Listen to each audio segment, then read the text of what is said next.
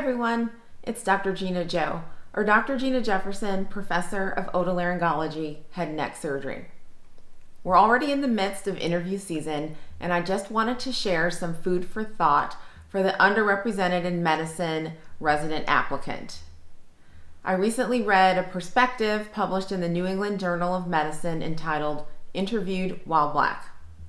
The authors discuss some experiences that a Black applicant might have during the interview process, including microaggressions or the perception of tokenism.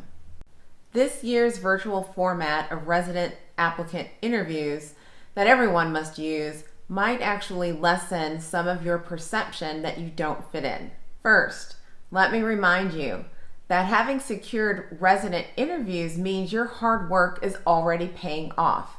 You've established a track record of excellence, and you will become an otolaryngologist-head and neck surgeon. You do fit in. Second, the optimist in me sees that many of the events of 2020 have brought to the forefront social justice.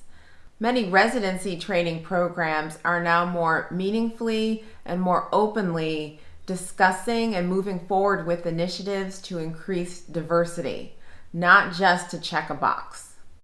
I have heard advice given when considering programs where you might fit in to heavily consider the program's track record for training underrepresented in medicine applicants. While this point is definitely one to carefully consider, it should not be the only point.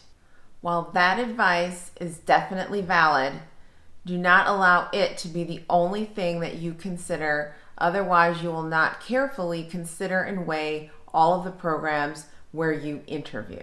My advice is to keep an open mind.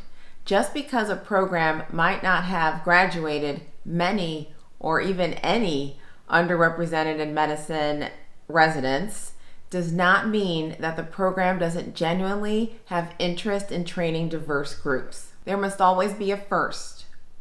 Try to find the program where you will not be the token, but truly involved in a nurturing environment where you will become a successful otolaryngologist, head and neck surgeon.